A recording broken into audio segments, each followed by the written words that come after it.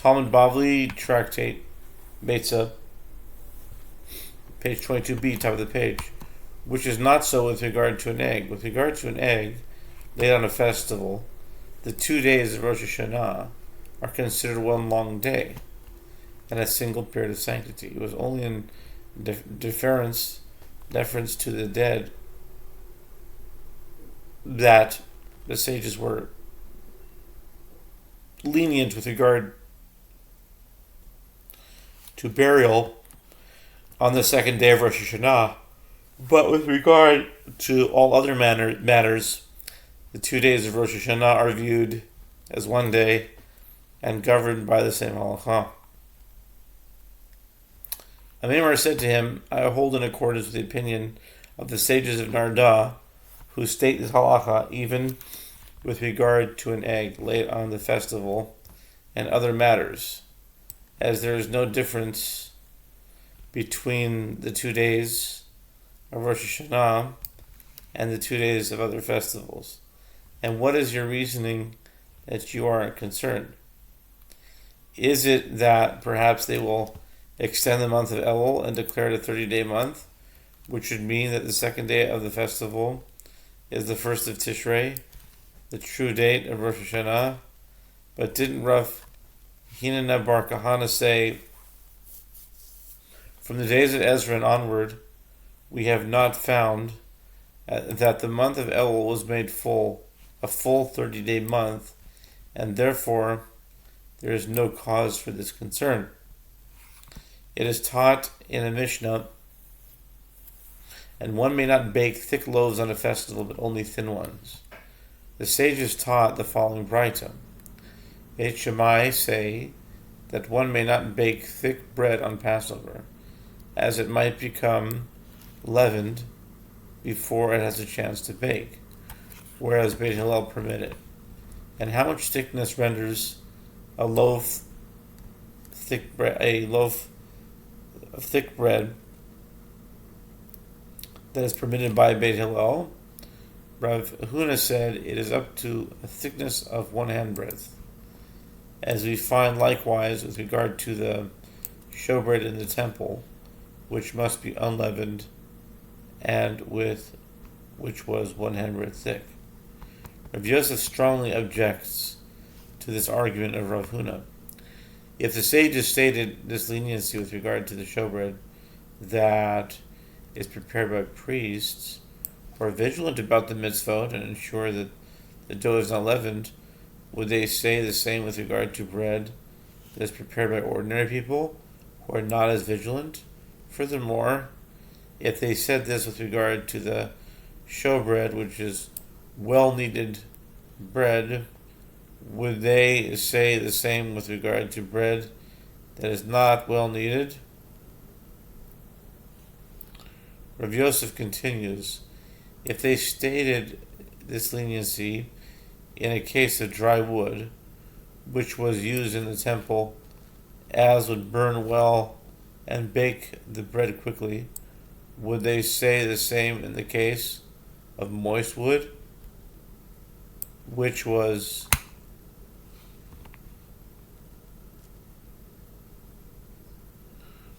what most people use to heat their ovens? If it's this way in the moist, what will be in the dry?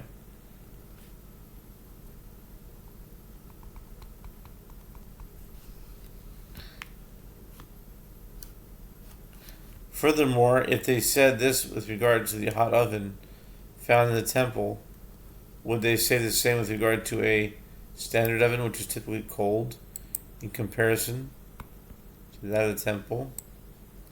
And lastly, if they say this with regard to the temple's metal oven, which warms up quickly, would they say the same with regard to earthenware oven that most people use to bake their bread? Rabbi Yirmiyah Bar Abba said, I asked my teacher in private, and who is his teacher? It is Rav. Rav Yirmiyah asked him, what is... Oh, this reminds me of a joke. Jeremiah.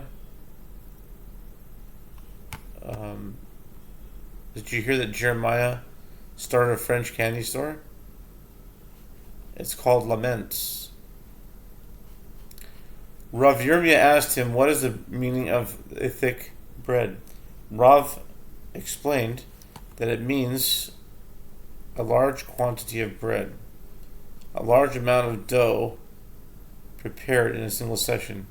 The concern here is not that the bread might become leavened, but that its preparation involves unnecessary exertion on the festival.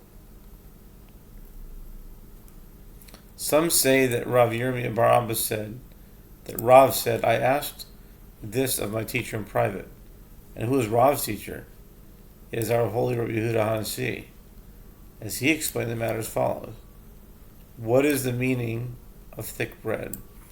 It means a large quantity of bread. And why do they call it thick bread? It is because it is greatly expanded at the time of kneading, and therefore it looks very thick. Alternatively, in the place where this Tana of the Mishnah lived, a large quantity of bread was called thick bread.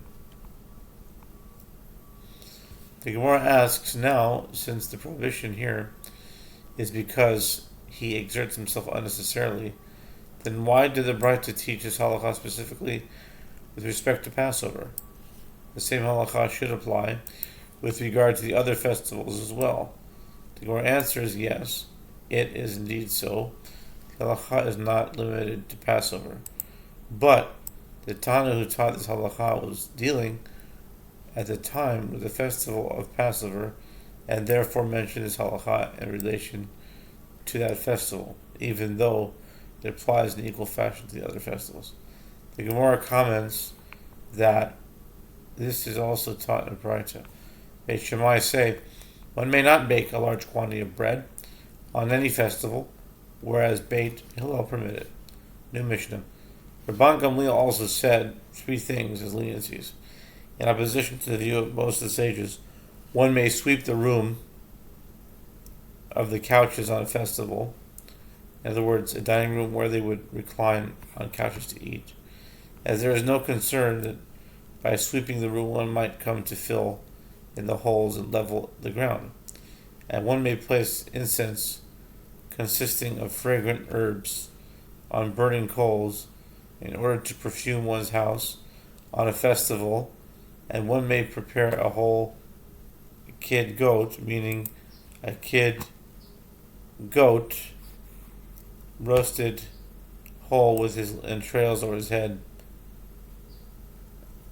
on the night of Passover, as was the custom when they roasted the Paschal lamb in the temple. However, the rabbis prohibit all the three practices.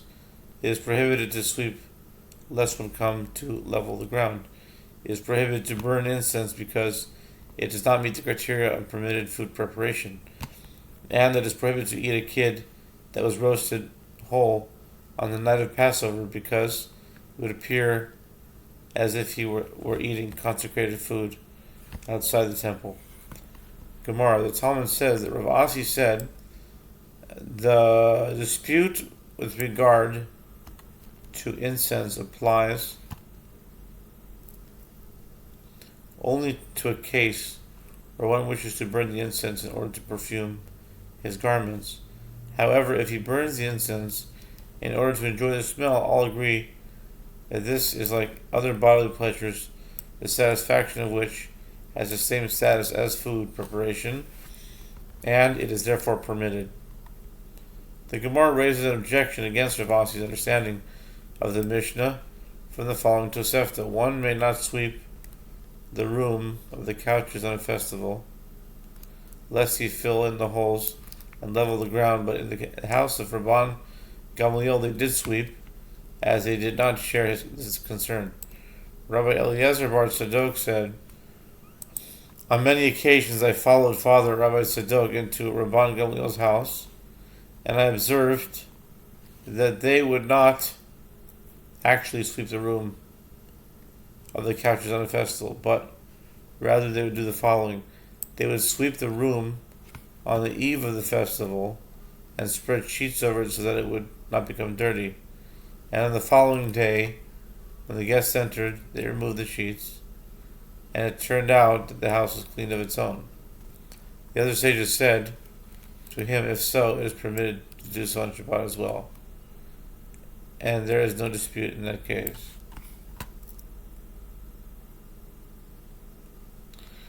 Tosefta continues, similarly,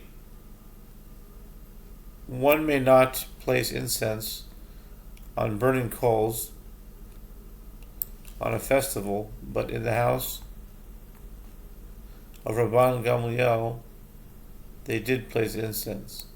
Rabbi Eliezer Bar Tzadok said, on many occasions I followed Father into Rabban Gamliel's house, and I noticed that they would not actually place incense on burning coals on a festival, but rather they would bring perforated coal pans made of iron, filled them with fragrant smoke on the eve of the festival, and plugged their holes on the festival eve so that their fragrant smell would not escape.